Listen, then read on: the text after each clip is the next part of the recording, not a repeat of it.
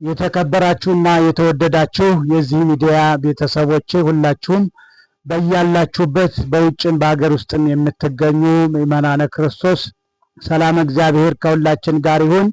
እንኳን ለብርሃነ ጥምቀቱ በሰላም አደረሳችሁ እያልኩ ጥምቀት የሚለው ቃል ከየት ይገኛል የሚለውን እንመለከታለን።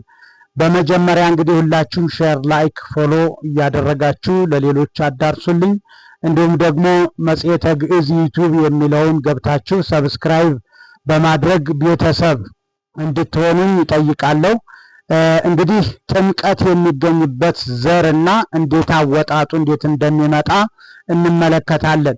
በመጀመሪያ በአስሩ መራሕያን አጥመቀ የቀ ቤት እንዴት በቅርብና በሩቅ እንደሚላላና እንደሚጠብቅ እንመለከታለን። ከዛ ቀጥለን አወጣጡን እንመለከታለን። አነ በሚለው አሁን አጥመቁ ነው። አጥመቅኩ አይልም ማለት ነው። ቀን ገ እነዚህ አብነት ማለት አመል ያላቸው ግሶች ናቸው።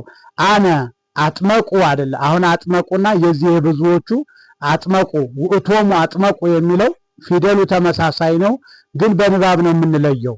አነ አጥመቁ እኔ አጠመቅኩ ማለት ነው። ንሕነ አጥመቅነ አንተ አጥመቀ አንተ አጥመቀ አሁን ይሄን ነው አንተ አጠመቅህ ማለት ነው። ውእቱ ከውእቱ ጋር ይመሳሰላል አቀማመጡ፣ በምስጢር ነው የምንለየው። አንተ ከሆነ አጥመቀ አንተ አጠመቅህ፣ ውእቱ ከሆነ ደግሞ አጥመቀ ብለን እናላለዋለን ማለት ነው። በማላላትና በማጥበቅ ነው። የሩቁንና የቅርቡን በተለይ አነ የሚለውንና ውእቶሙ የሚለው ተመሳሳይ ፊደል ነው ንባቡ። ስለዚህ በምስጢር አነ የሚለውን እናጠብቃለን፣ ውእቶሙ የሚለውን ደግሞ እናላለዋለን ማለት ነው። አጥመቁ ነው የብዙዎች። ይሄኛው ግን አጥመቁ ንሕነ አጥመቅነ ይላላል። አንተ አጥመቀ ሰበከ እንደዚህ አደገ የሚለው እነዚህ ግሶች በእንደዚህ አይነት መልኩ ይሄዳሉ ማለት። አንትሙ አጥመቅሙ እንጂ አጥመቅክሙ አይልም ማለት ነው። ክን እንግዲህ ይተዋል። ክን አስቀርቶ ነው የሚነበበው ማለት ነው። አንቲ አጥመቂ አንቺ አጠመቅሽ እንጂ አጥመቅኪ አይልም ማለት ነው። አንትን አጥመቅን ይሄ እንደዛው በተለመደው ነው። ውእቱ አጥመቀ አላልቶ በግሱ ማለት ነው። ውእቶሙ አጥመቁ እንደዛው። ይእቲ አጥመቀት አሁን ትን ይጨምራል ያ እንደተለመደው። ውእቶን አጥመቃ ይሄ ያው የተለመደ ገጸ ንባብ ነው ማለት ነው። በእንደዚህ አይነት መልኩ አሁን የማን የቀ የከ የገ እንዲሁ ደግሞ በቅርብ ንነ የሚለው የነግስ ይጠብቃሉ ማለት ነው። እዚህ ጋር ስንሄድ እንግዲህ ወደ ንዑስ አንቀጹ አጥምቆ አጥምቆት ንዑስ አንቀጽ ነው ማጥመቅ። ጥሙቅ አጥማቂ ሳልስና ሳድስ ውስጠ ዘ ማለት ነው። ጥሙቅ የሚለው ሳድስ ውስጠ ዘ ነው። አጥማቂ የሚለው ደግሞ ሳልስ ውስጠ ዘ ነው። በአንድ ላይ ነው። ጥሙቃን አጥማቀያን ምን ይጎላል እዚህ ጋር አጥማቀያን አጥማቀያን ብለን በብዙ ማለት ነው። ጥምቅት አጥማቂት ለሴት፣ ጥሙቃት አጥማቀያት በብዙ፣ መጥምቅ ምጥማቅ መስም ውስጠ ዘ በአይድም ይሆናል ሁለቱ ማለት ነው።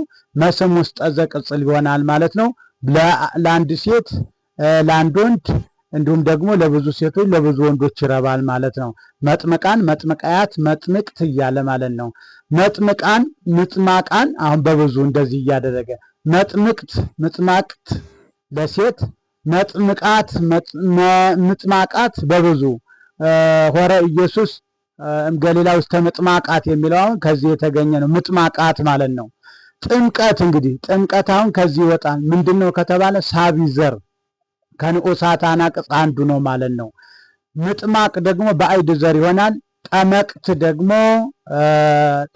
ደግሞ መድበል ማለት ነው። ሳቢ ዘር ሳይሆን መድበል ማለት ነው።